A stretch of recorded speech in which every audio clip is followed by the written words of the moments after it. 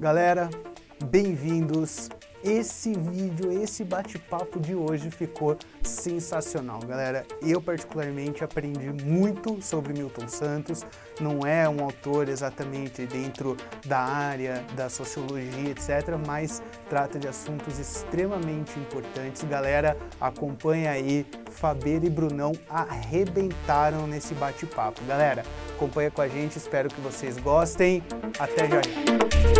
E aí, pessoal, tudo em ordem? Maravilha! Bem-vindos a mais um episódio da série Olhares sobre o Brasil, né? E hoje estou recebendo essas duas feras aí, esses dois monstros da geografia, Faveira e Brunão, maravilha!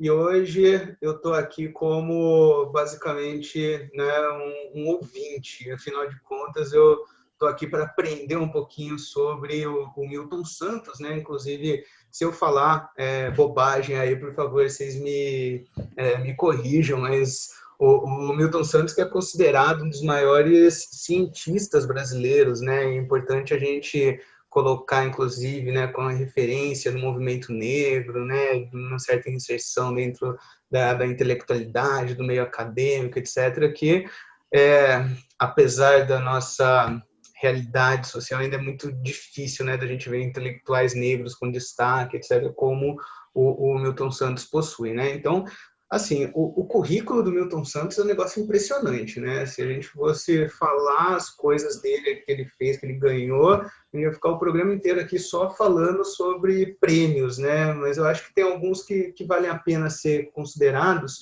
Ele ganhou um prêmio internacional de geografia chamado Walter Lud, que eu particularmente não conhecia, né? Mas fui dar uma pesquisada aí para, tipo, o Nobel da geografia, né? E ele parece que é o único cara do hemisfério sul, né? O único intelectual do hemisfério sul que ganhou esse prêmio. Quer dizer, o cara é realmente foda, né? Ganhou o prêmio Jabuti, enfim, lecionou numa lista, assim, absurda de universidades, né? Tanto na Europa quanto nos Estados Unidos, na América Latina. Então, realmente é uma referência, né? E o Milton Santos, na verdade, então, ele trata, né, de uma série de questões que são transdisciplinares, é que a gente pode falar disso, né? Enfim, ele dialoga com história, com a sociologia, com a própria filosofia, além, obviamente, da geografia, né? E ele tem uma leitura extremamente ampla de uma série de fenômenos, né? Então, ele tem uma visão muito crítica, basicamente, do processo de globalização, né? Ele critica, inclusive, a ausência de um projeto de Brasil, né, dentro dessa inserção num contexto globalizado, e também essas relações extremamente desiguais, exploratórias dentro dessa perspectiva de centro e periferia, né, tanto internamente quanto num contexto globalizado, né. E aí eu queria, na verdade, assim, eu tenho algum tipo de leitura, né, do pouco que eu conheço do Milton Santos, até com uma perspectiva crítica ao sistema, né? E aí tem muita gente que associa ele a uma vertente um pouco marxista, né, da leitura da geografia, da geografia humana, geografia urbana, da ocupação do espaço, enfim, do acesso, né, a recursos, a serviços, enfim, que estão disponíveis para a população. E aí eu queria saber de vocês, né, por favor, especialistas da área, aí, a relevância e os temas, né, tratados pelo Milton Santos. Por favor, fiquem à vontade, estou aqui para ouvi-los.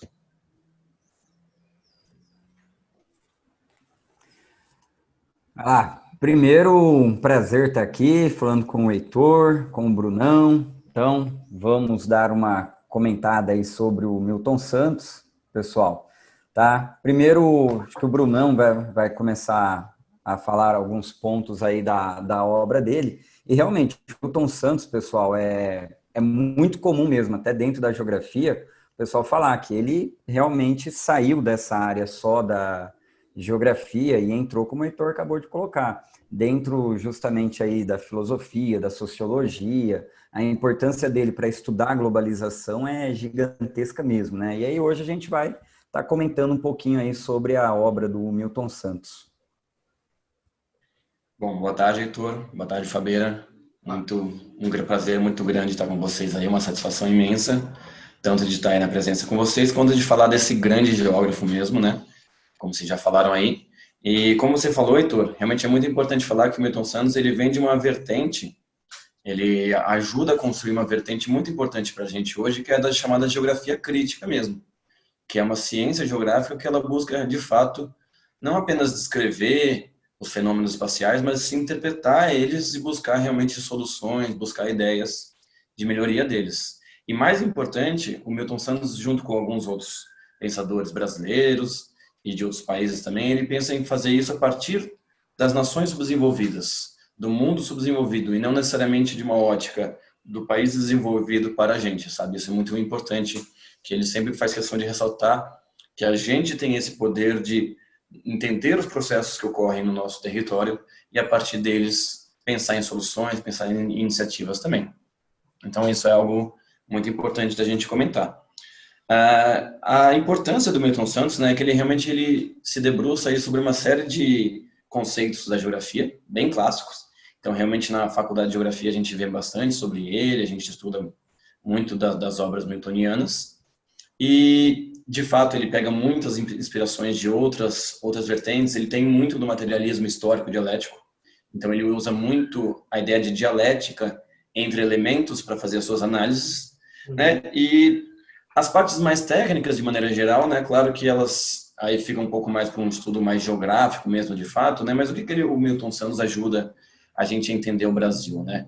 Ele entende que o espaço geográfico, que é esse objeto de estudo da geografia, né, o que a geografia se propõe a estudar, ele é formado por categorias, e essas categorias aí, elas são cotidianamente, constantemente criadas pelo ser humano, através da técnica.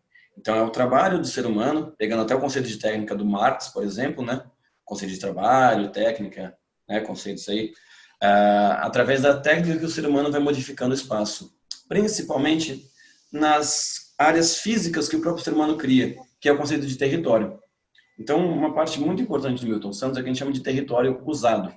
Ou seja, não é o território em si demarcado bonitinho pelo ser humano, mas e sim o uso que é feito desse território.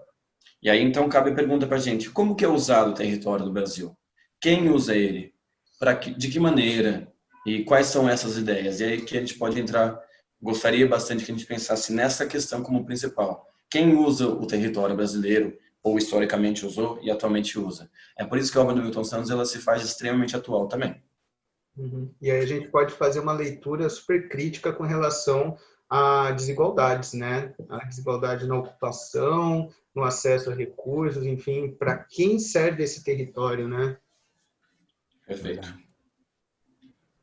E então, de maneira geral, né, o que o Milton Santos ele observa é que hoje em dia, não hoje em dia, mas já desde algumas décadas, aí desde o século XX como um todo, né, o Brasil, o território brasileiro, ele vai se espacializando e se especializando, especialmente, em torno aí de uma lógica externa, do global. E é por isso, como vocês comentaram aí, que o Milton Santos ele é muito importante em relação à globalização.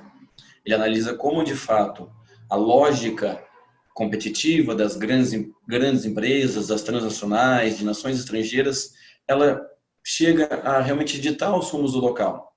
Então, no sentido de uma cidade que se especializa para receber uma transnacional, por exemplo, de uma região que vai produzir determinada commodity agrícola em torno da exportação. Então, ele analisa como isso cria até uma fragmentação do território brasileiro. Justamente como você falou, não há esse projeto de nação.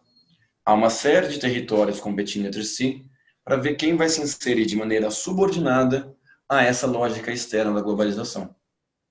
E aí a gente pode pensar, por exemplo, naquelas fronteiras da soja, né? nessa ocupação do território mesmo, enfim, e dentro dessa lógica, esse desastre ambiental que a gente vem vendo no Brasil em 2020, principalmente, né? As queimadas, com a ocupação da terra, justamente atendendo essa lógica. Né? Perfeito. Quando a gente até coloca nessa questão da subordinação do território. O território brasileiro, ele é internacionalizado, participa da globalização, Mas o que é muito comum na obra do Milton Santos e também o que é bastante interessante é que ele cria vários termos, né? Acho que na faculdade, né, Bruno, a gente pega aí todos os termos, até quando você não sabe de quem que é Milton Santos. Com certeza. São termos muito felizes, são termos assim que você vê é muito didático. Tem espaços luminosos, né, espaços opacos, então aqueles que se revelam para a globalização e aqueles que são marginalizados. É uma felicidade muito boa e tem aquela ideia, bom, se é um espaço globalizado, é um espaço desenvolvido, rico? Não necessariamente. Por vezes até aumenta a desigualdade. E a leitura dele é justamente essa, você incorporar essa ideia de como a globalização vem funcionando, ela vem crescendo, e como as desigualdades elas se espacializam mesmo, como que elas se distribuem no território. É muito interessante essa temática da obra dele, né? E aí, deixa eu só, assim, uma dúvida de leigo, né? Ele entende a existência de uma lógica perversa dessa globalização, né? Tipo, não exatamente nesse termo, mas a gente pode fazer a leitura de uma lógica perversa da globalização. O que isso significa, assim, dentro da geografia no Milton Santos? Perfeito, O Milton Santos, ele fala que a globalização, ela tem três faces, na verdade, né? Primeiro que a globalização como fábula, que ele fala, então que é o discurso que nos é passado em termos de todos integrados numa mesma lógica global, das facilidades de comunicação, de transportes, de comércio hoje em dia, beneficiarem a todos numa grande aldeia global, sabe? Que esse é o discurso que quem dissemina a globalização, que a lógica global quer nos passar como algo necessariamente positivo. E ele vai afirmar que, na real, temos uma outra globalização, uma segunda fase da globalização, melhor dizendo, que ela, justamente como você falou, como perversidade mesmo, que ele chama de uma mais-valia universal até, pegando o conceito do Marx, que ele se utiliza aí, no sentido de que agora essa expansão da lógica das empresas, a lógica capitalista em escala global, ela permite aí uma acumulação de capital e, como o Fabeira falou, de desigualdades também, uma criação de desigualdades, uma competitividade entre os locais de maneira mundial, de fato. E aí, a outra globalização que eu prefiro, aí vou deixar a deixa é bom, né? Mas eu vou falar mais para o final aí, mas já aproveitando um pouquinho, que ele propõe uma outra globalização, uma nova maneira de a gente pensar esse processo.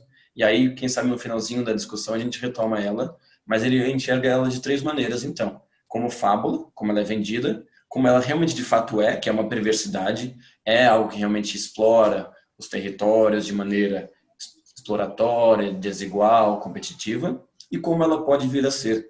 Que ele tem, apesar de uma obra muito crítica, ele tem um certo otimismo com relação às possibilidades futuras. Massa. E é engraçado a gente pensar nessa lógica da globalização, né? Que, enfim, estamos no meio, gravando à distância, no meio de uma pandemia, etc. E as pessoas, elas dizem que esse vírus chinês, né? Essas coisas todas, e tipo, assim, se não fosse a globalização, provavelmente seria uma gripe local numa região agrícola da China e ficaria restrito àquela região, né? Então a gente pode fazer essa leitura perversa de diversas maneiras, né? Sobre diversas práticas.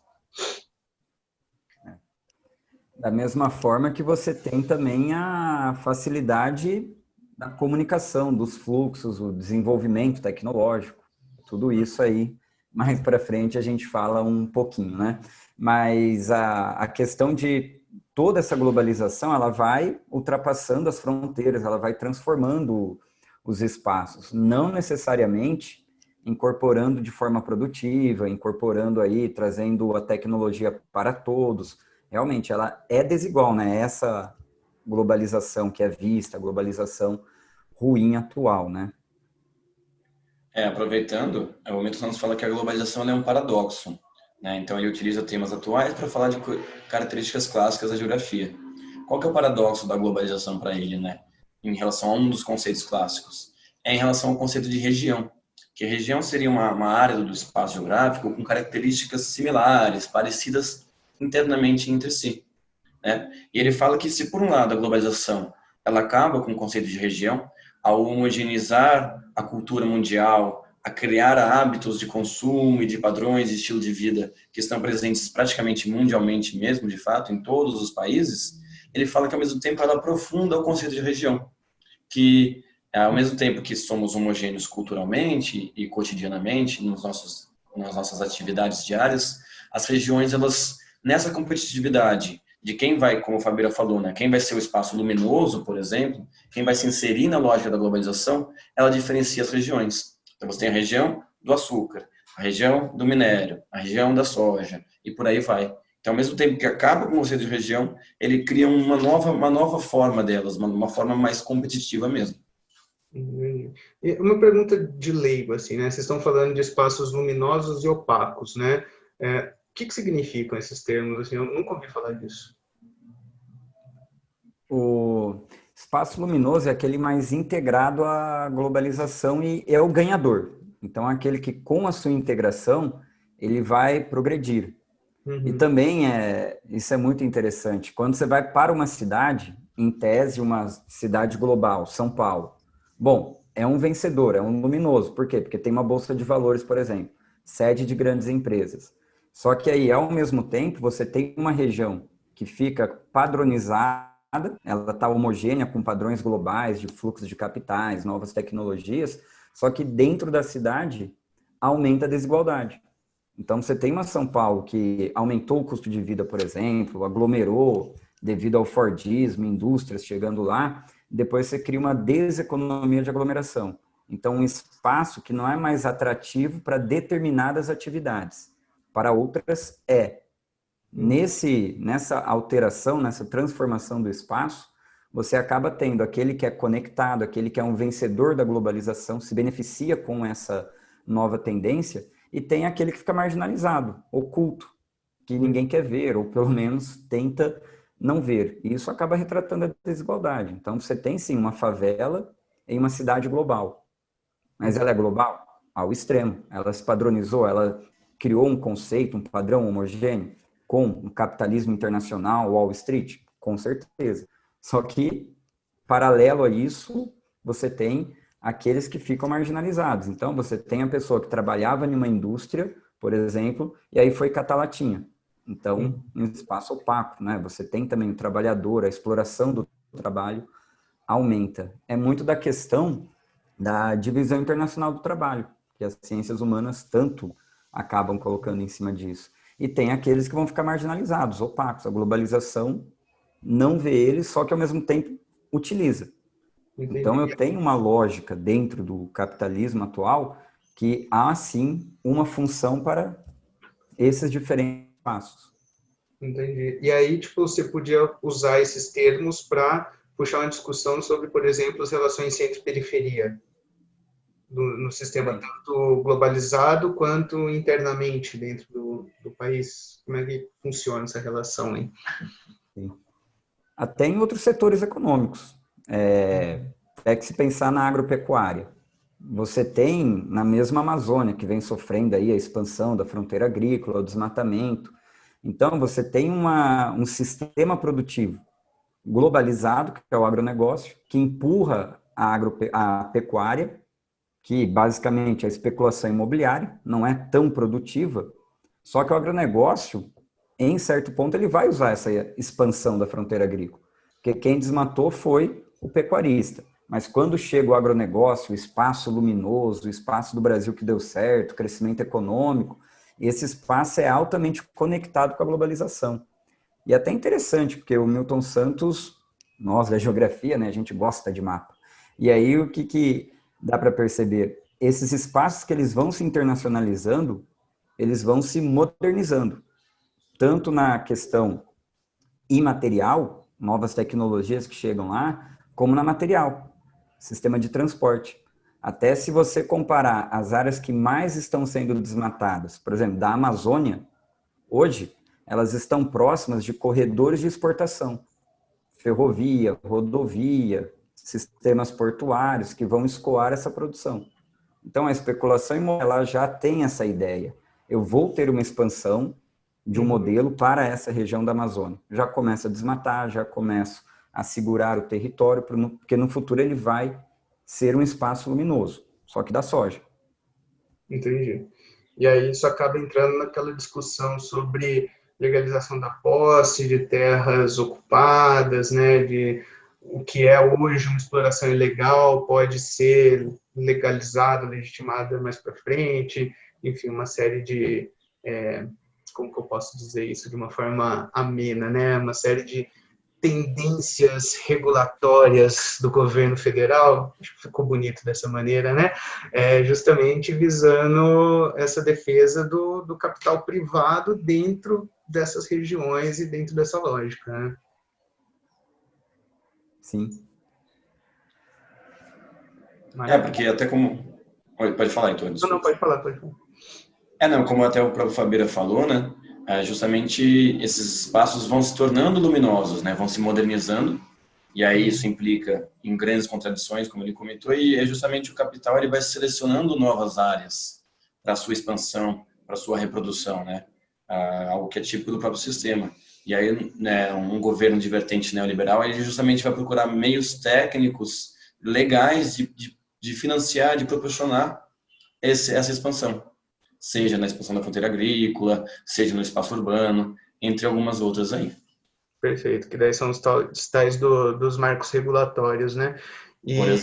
Por exemplo, né? E é interessante a gente pensar como essa ideia ela é distorcida para o senso comum, né? Porque daí as pessoas elas acabam vendo o agro é tech, o agro é pop, o agro é, enfim, a salvação do mundo, né? E, enfim, sem entender a inserção, na verdade, dessa monocultura, desses latifúndios, etc., dentro do sistema globalizado, né? Como se todo mundo se alimentasse de soja, né? Enfim, todo mundo comesse só soja, sacou? Então, é engraçado como rola uma distorção, né, da prática e da inserção efetiva dentro desse processo de globalização e a maneira como isso é apresentado, né, para as pessoas e como isso acaba criando uma ideia no senso comum, né? Muito louco isso, né? Que bom que a gente está podendo ter esse papo. E aí deixa eu te perguntar uma coisa, Bruno, você tinha falado de uma nova globalização positiva, como que seria isso? É que o Milton, né, ele analisa que da mesma maneira com que nós somos submetidos a uma imposição externa, né, que o Milton Santos ele chama de verticalidades, ou seja, a imposição de uma grande empresa, por exemplo, estrangeira, que domina uma certa área do território brasileiro, né? Nós também temos as horizontalidades, e nisso ele até pega emprestado um pouco daquela ideia do Durkheim das solidariedades, sabe? Ele adapta para falar da chamada solidariedade que ele chama de organizacional, que seria essa lógica vertical das empresas, e ele chama de solidariedade, o Milton Santos, no caso, claro, solidariedade orgânica, a nossa que é mais horizontal, que se faz no local mesmo. Ou seja, vamos traduzir um pouco até mais disso, né? Uma empresa estrangeira, ela não tem contato, de fato, até afetivo com aquele local que ela explora. Quem tem isso é a população local. E o Milton Santos ele afirma que justamente essa população do local, essas pessoas que fazem o acontecer do lugar, aí entra aquele conceito de lugar como realmente, de fato, o local que você tem um afeto, que você tem um carinho, você tem um sentimento de pertencimento a ele, né? São essas pessoas que constroem esse lugar, elas podem realmente, de fato, pensar um novo projeto. E como que aconteceria essa nova globalização? Aproveitando dessas técnicas, dessas facilidades de comunicação, como o Fabeira comentou e tudo mais, as pessoas do mundo subdesenvolvido, das nações subdesenvolvidas, podem também criar uma nova lógica. Podem construir novas bases que invertam não necessariamente invertam essa verticalidade, mas que ao invés de você ter uma solidariedade de fora imposta, crie novas solidariedades. Ou seja, usar as técnicas, usar o desenvolvimento tecnológico, que o Milton Santos afirma serem importantes, mas não por uma lógica desigual, competitiva, exploratória, e sim uma lógica que beneficie de fato a todos. Pensar então, como que as possibilidades tecnológicas, pegando o exemplo da agricultura, por exemplo. Então não é apenas uma técnica nova, uma produção tecnológica para a produção de commodities, e sim que seja realmente de fato de maneira distribuída para produzir alimentos para a população, por exemplo. Então que ocorra de fato uma distribuição de terras e de técnicas também para uma produção melhor do campo, que também preserve mais o meio ambiente, por exemplo. Então, é pegar essa mesma lógica que nos é imposta pelo sistema internacional e reverter, utilizando as mesmas práticas, não as mesmas práticas, mas as mesmas técnicas, os mesmos instrumentos de imposição. Ele afirma que nós mesmos somos capazes de romper com isso e criar uma lógica que não seja excludente, não seja desigual, que seja mais integrada mesmo, que seja menos perversa.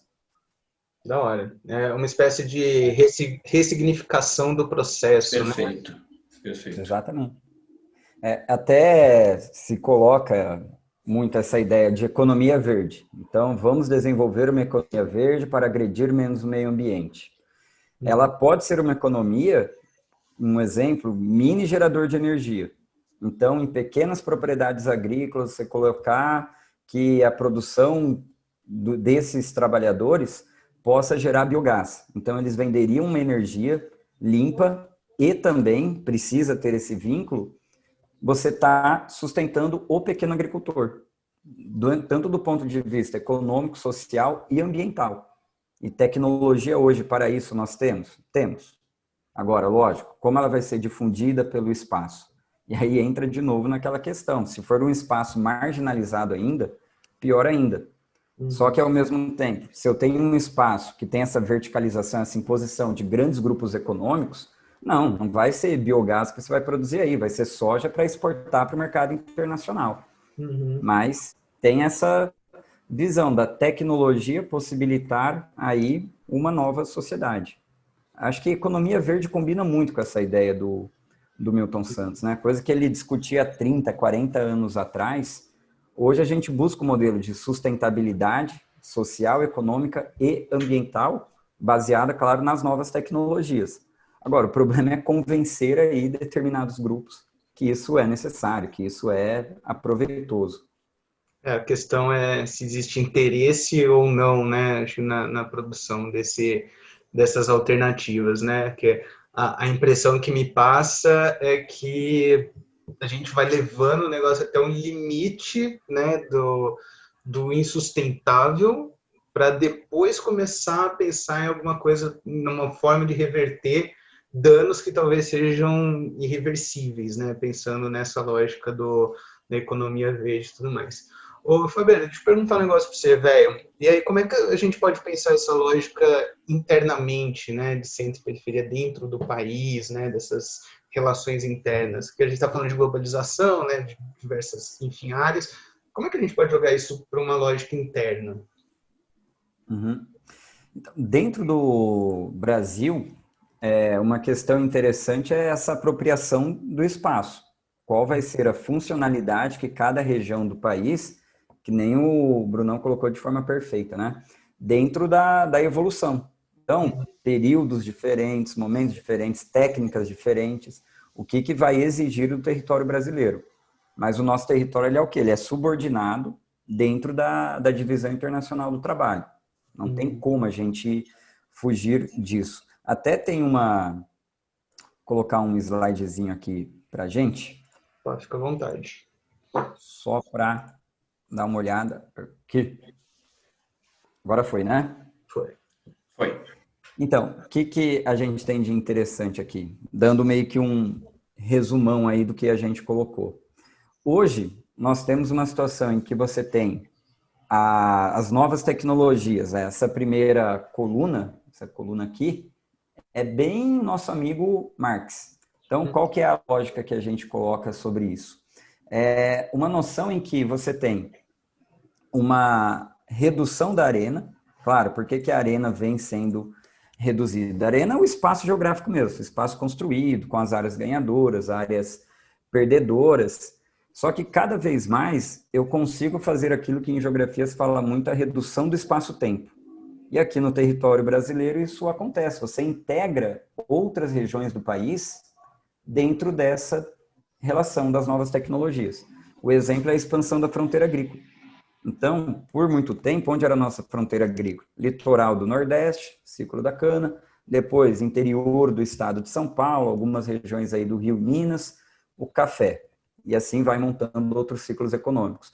Hoje, eu tenho uma interiorização desse território, claro, internacionalizado, globalizado. A gente pode pensar aqui com esses dois mapas. Então, você começa a ampliar a capacidade de produção, graças aos fluxos aí que você acaba criando, e você muda essa lógica, ampliação de área. Então, além de você ter mais produtividade, graças às novas tecnologias, você consegue atingir outros espaços. Daí essa ideia de expandir a ocupação do território. E quando fala internacionalização do território, é você ficar subordinada a essas verticalizações aí, essas imposições externas, que no caso do Brasil é ser primário exportador. Aí a gente cria de novo a redução da arena, novas tecnologias, permite ampliação de área, porque o capitalismo internacional ele busca áreas mais vantajosas para ele, o que nada mais é guerra dos lugares, que o Milton Santos usa muito essa questão. Então, que nem você mesmo, Heitor, né, colocou, essa ideia de flexibilizar as leis. Vamos permitir um desmatamento. Para quê? Para que eu consiga atrair investimentos para o meu país. Só que é aquele lance, como que eu estou atingindo essa meta de atrair investimentos? Degradando os recursos naturais. Então, não é sustentável. E também aumentando a desigualdade, aumentando os conflitos por terra no Brasil, atacando comunidades tradicionais, povos indígenas, o que acaba, sim, aumentando os desequilíbrios dentro do território. E é interessante, porque quanto mais moderno o objeto técnico é aquilo que a gente constrói, né, para ter uma utilidade. Quanto mais moderno no território brasileiro, só que internacionalmente também dá para ver isso, mais globalizado é esse território. Não necessariamente eu tenho uma ferrovia moderna no Pará, é até interessante, uma das ferrovias mais modernas do Brasil fica no Pará, só que ela é usada para escoar quase que exclusivamente minério de ferro e soja. Então, você tem o quê? Um objeto técnico moderno, mas é um corredor de exportação. O que revela, você lê no espaço brasileiro, um país subordinado, internacionalizado para mandar matéria-prima para outras áreas. Aquele lance, bom, mas por que eu obedeço tanto essa guerra dos lugares? Porque hoje o neoliberalismo, ele dá mais poder a esses atores hegemônicos do capital. Geralmente a gente lê aí como uma transnacional. E essas transnacionais, elas adquirem cada vez mais atividades novas, elas têm novas necessidades e precisam o quê? Ampliar a área, ao mesmo tempo que reduz aí a arena. Então, você tem maior produtividade, só que eu tenho mais necessidades. Então, eu preciso avançar em novos locais. E aqui é um outro ponto interessante, que você valoriza um território. Só que o Milton Santos coloca muito essa ideia de desvalorizar território, depende do momento que o capitalismo vive, que essa região vive, que esse quadro aqui embaixo do meio, novas atividades, necessidades, vivem. Então, pode ser que um dia o nióbio realmente vá dar certo, a gente precisa de nióbio? Sim, mas é muito provável que ele vá também perder esse valor. Então, é a desvalorização, revalorização. Se eu pensar isso dentro de uma cidade, aí é aquele processo de degradação de centros antigos, geralmente. Então, você vai em São Paulo, Praça da Sé, nossa, lá é complicado. Zona portuária do Rio de Janeiro, por muito tempo era uma área degradada ao extremo. Só que o setor imobiliário, ligado ao capital financeiro global, é importante lembrar disso. Então, um banco que financia um Minha Casa Minha Vida, um apartamento de luxo ou um complexo turístico, é um banco que está ligado a esse capitalismo internacional em uma das suas escalas mais poderosas, que é o setor financeiro. Então, ele revaloriza essas áreas centrais. Um exemplo clássico é a região portuária do Rio de Janeiro com as Olimpíadas. Aquele Museu do Futuro é uma revalorização de um território. E você consegue analisar em diferentes escalas essa questão de desvalorização, revalorização, incorporação a esse capitalismo internacional, não incorporação, essa ideia da ligação. E isso, claro, né, vai se ampliando pelo território brasileiro. Doido, doido mesmo. E é muito legal a forma como a gente consegue fazer uma série de relações, né? Porque, assim, hoje o Brasil é um país que tem uma economia baseada em commodities, né? Enfim, a economia brasileira ela é basicamente commodities, né? A gente exporta, enfim, né, produtos primários, etc. Como isso entra em choque com a ocupação do território, e aí a gente pode jogar a questão indígena, por exemplo, né? Porque essa expansão das áreas, como vocês estão colocando, elas, na verdade, estão em direção a essas reservas, as terras tradicionais, etc.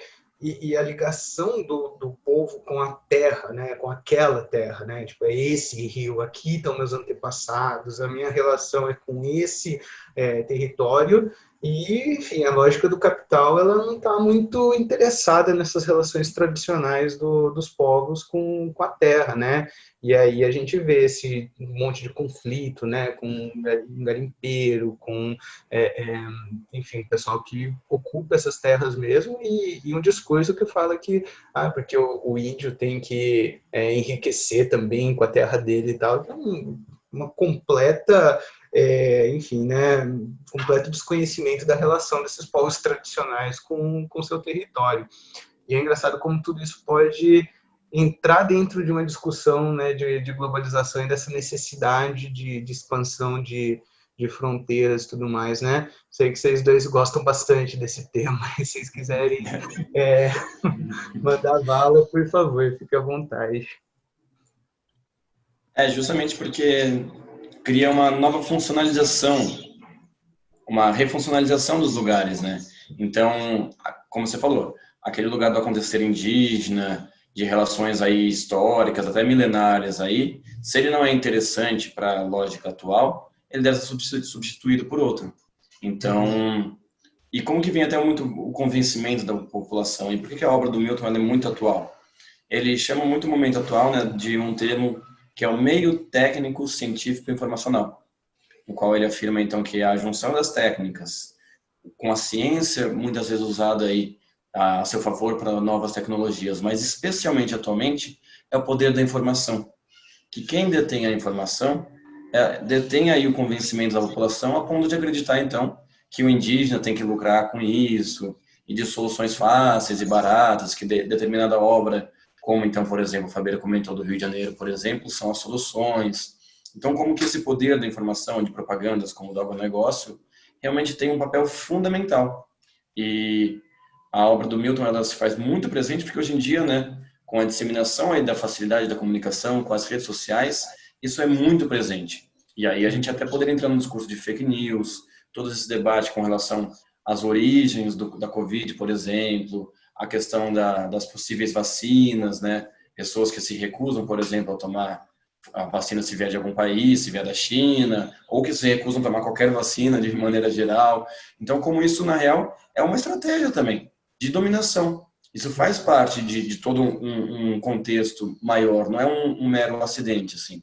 E é esse poder da informação que ele convence muito, muitas vezes até a pessoa do local, desejar que venha a empresa estrangeira, que desejar que na Amazônia tenha a ferrovia moderna, como o Fabeira falou, que desejar que tenha a extração do nióbio, do ferro, acreditando que isso trará benefícios para todos. Muitas vezes até uma certa ingenuidade mesmo, porque o que veio é essa informação distorcida. Agora, o acontecer local, as possibilidades de emancipação crítica, aí num país especialmente como o nosso, já são muito mais deficitárias também. E a gente entra na crise da educação, né? Quer dizer que não é exatamente uma crise, né? Como o Darcy colocava, né? Que é um projeto, mas é exatamente você limitar, né? Ou minar essa capacidade crítica justamente para, enfim, né? Uma manipulação mais fácil, né? Enfim, das pessoas, elas não tenham esse senso crítico da informação que chega e da informação que é passada, né? Muito bom, muito bom. Diga, isso se liga a um processo de... desculpa, Heitor. Não. Isso liga a um processo que é muito comum não só, é claro, a influência do Milton Santos, mas essa ideia de desterritorialização. Então, você perde esse controle do seu território, tanto da questão da cultura, de cultivar os seus conhecimentos, a sua forma de viver aí, semelhante quando fala, mas para o indígena, se ele ganhar dinheiro com a terra dele, é legal. Então, é aquela questão de, o seu modo de vida não é bacana, o meu que é legal. Então, deixa aqui, vamos fazer garimpo, vamos quebrar tudo, que você vai ter dinheiro, vai ter ar-condicionado, não precisa de árvore não, o ar-condicionado mantém aí a temperatura gostosinha. Então, a gente tem hoje essa ideia, né, é brutal. Por isso que eu achei muito legal quando o Bruno falou dessa imposição que é feita. Então, você descaracteriza todo um território, do ponto de vista político, cultural, econômico, social, ambiental. Dentro da cidade, a gente vê isso. Às vezes fala, pô, mas qual que é o problema de você modernizar uma área degradada de uma cidade? Gera emprego, gera renda, né? Todo mundo fica contente. Não, pera. Quem morava nessa área degradada? Porque se a área estava degradada, a moradia era de baixo custo. Então, você consegue atrair grupos sociais que vão morar no centro, provavelmente porque eles trabalham no centro de uma cidade. E também tem mais funcionalidade o centro. Então, essa questão do direito da moradia. Então, o direito da moradia é jogado de lado por esse espaço luminoso, por essa, não, é modernizar, é construir prédio, vamos aí transformar essa área, revitalizar, ressignificar, que é uma palavra que acaba doendo muitas vezes, que não, ressignificar, né, uma área que deixa de ser violenta, pera, mas é uma área, pode ter a sua degradação, mas tem uma população morando lá, vivendo lá, que cria seu vínculo, por vezes aí o seu trabalho está lá perto. Então é interessante, porque o poder do capital consegue aglomerar pessoas em determinada região. E também consegue expulsar pessoas de outras regiões. Mas essas são as pessoas que a gente não vê. É o opaco. Então, não me interessa. Pô, modernizou a cidade. Olha que belezinha. Eu perdi a moradia. Não, você não conta. A cidade está crescendo. O bolo vai crescer e um dia a gente vai dividir ele, né? Abraço, Delfim Neto. Grande Delfim Neto, exatamente. Claro. Essa foi uma discussão também muito, muito importante quando foi construído o estádio lá em Itaquera, né? No Itaquerão e tal, que é uma região periférica tal, né? Enfim, e quando construíram agora Neoquímica Arena, né? Na verdade, uma das grandes discussões foi essa, né? De como você ia acabar expulsando os moradores daquela região justamente por inflacionar aluguel, custo de vida de uma forma geral, né? Enfim, porque os proprietários, claro, dos imóveis vão valorizar, vão querer cobrar mais caro por um aluguel numa região periférica, sacou? Então não é simplesmente, vamos revitalizar a área, mas o que isso vai acarretar de consequências para aquela população, né? Então, a gente não se colocar contra esse processo, mas pensar nas formas, né, como isso impacta a população, porque existem formas de você garantir segurança, qualidade de vida, etc., sem ter que expulsar a população que mora dali por conta do custo de vida, né? Pô, da hora, muito massa mesmo. Galera, acho que a gente já pode ir encaminhando, então. Vocês querem falar mais alguma coisa, algum tópico que não foi abordado, que vocês gostariam de tratar? Ou considerações finais? Na real, só queria comentar uma última coisinha antes das considerações finais, um pré-final aí, que realmente as contribuições do Milton Santos, como a gente vem falando, realmente são muito grandes. E pensando aí, claro, que a galera que vai assistir a gente, óbvio, tem o interesse do vestibular, né, de maneira geral. O Milton Santos, ele costuma cair bastante, claro, por tudo isso que a gente falou, mas porque ele realmente trouxe contribuições não só para a geografia mais acadêmica, mas de fato para o ensino de geografia em termos de colégio, vamos dizer assim, e claro, de vestibular. Então, o Enem era uma prova que eu gostava, digo gostava porque, né, deu uma mudada, mas ele é uma prova que eu gostava muito de trazer o Milton Santos em alguns trechos, não necessariamente os conteúdos mais técnicos, e aí até falo para a galera, pode ficar tranquila, que não é necessariamente cobrando os nomes que ele deu às coisas, mas sim essa visão que ele agrega muito em, por exemplo, urbanização brasileira, como a gente comentou um pouco, como se deu essa formação das cidades, até o processo de metropolização e desmetropolização, né, ele agrega bastante. Ele traz muito para uma análise de regionalização brasileira, que ele e outra geógrafa muito importante, a Maria Laura Silveira, propuseram também de fazer. Então, o Milton Santos ele é muito válido nesse sentido também. Ele ajuda num olhar não só crítico, mas também como prático mesmo sobre a nossa nação, para a gente conhecer melhor que Brasil é esse, sabe? E que costuma cair de vez em quando aí algum mapa, algum trecho de alguma fala dele aí, que são legais da galera ficar atenta, mas sem ficar preocupado, porque realmente como a gente vem falando, é muito atual, é muito embasado, não é nada fora da realidade dos alunos. E eu particularmente fico feliz quando tem questões dele, porque de fato elas mostram aí uma questão que realmente quer entender esse nosso país. de uma visão humana, né? Humanizada Exato. da geografia, né? Maravilha, Brunão. Coisa linda, mano, coisa linda. Fabiana, É. fazer uma consideração? Essa questão da importância da ciência. E o Milton Santos, como o Brunão colocou, o meio técnico, científico e informacional. Então, o poder que a ciência tem, criar uma nova globalização e realmente acreditar em participação política, acreditar no poder da ciência, que ela pode sim trazer algo melhor para o mundo. Daí que uma das obras mais famosas dele é porque é a que mais vendeu também. É um livro pequenininho, bem interessante para ler. Fica aí até uma dica. Tem um documentário, né, Bruno? Dele que é Por uma Outra Globalização. Então, essa questão do ser humano você se modernizar, alterar o espaço geográfico. E também deveria ser buscar o melhor para todos. Então, buscar uma sociedade mais justa, mais sustentável, mais equilibrada. Isso você tem muito na obra do Milton Santos, claro, dentro da ideia de geografia crítica. Então, temos uma sociedade com desequilíbrios, com desigualdades, que deve ser discutida de forma séria dentro aí de um embasamento teórico, científico, bem formulado. É isso daí, grande. Perfeito. E aí, se eu puder só dar um adendo na fala do Fabiano, que eu concordo plenamente, às vezes acho que talvez algumas pessoas possam pensar em, de certa maneira, crítica à obra do Milton, enxergando que essa proposta dele, ela não realmente vai alterar totalmente a lógica do jogo. Mas eu acho que isso também, ao mesmo tempo, tem que ser, a visão dele tem que ser defendida no sentido que ele propõe justamente utilizar os meios que nós temos aqui de maneira relativamente realista e consciente, para que nós possamos, então, através da técnica, através da ciência, através de uma educação de qualidade, ressignificar a nosso favor, a favor aí do coletivo, do humano, da solidariedade de fato. E eu acho que isso é o mais importante, da gente acreditar que realmente através aí de um projeto de nação, de uma educação mais inclusiva, de um novo olhar sobre o nosso país, a gente realmente consegue, aos poucos, de repente, criar um pensamento coletivo que pode reverter essa lógica. Então, apesar que pode não parecer uma ruptura muito grande inicial, ele dá uma solução muito interessante nesse sentido.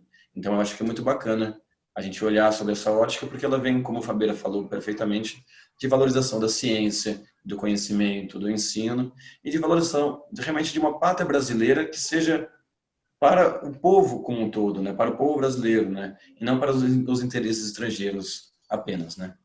Exatamente, né?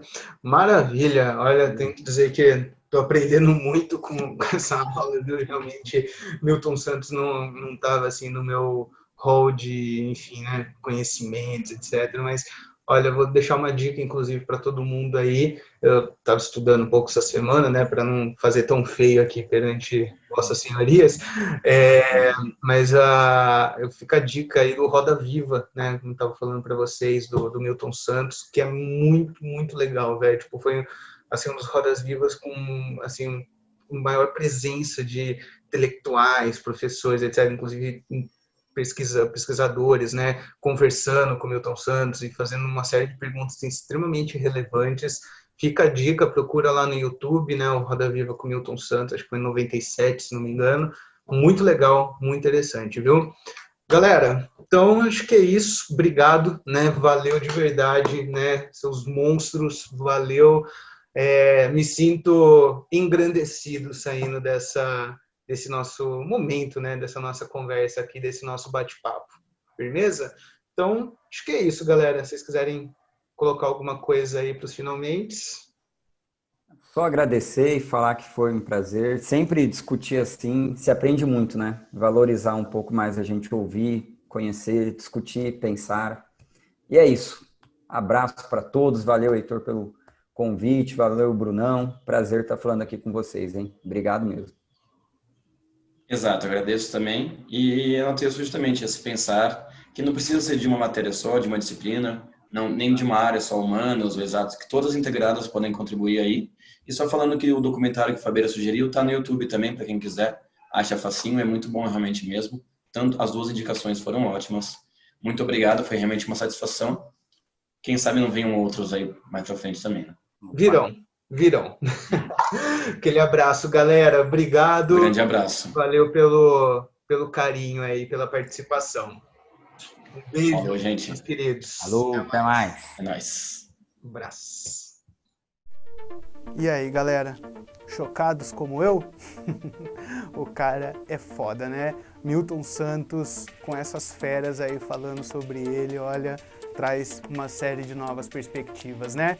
Continua ligado aí no canal, galera. Não esquece de contar pra gente o que vocês estão achando aí dos episódios, o que vocês estão achando da série. Deixa o seu comentário aí e se preparem, porque semana que vem tem Sérgio Buarque de Holanda com, basicamente, a autoria do material de história de vocês, quase isso, professor Diego e professor Jackson. Acompanha a gente aí, galera.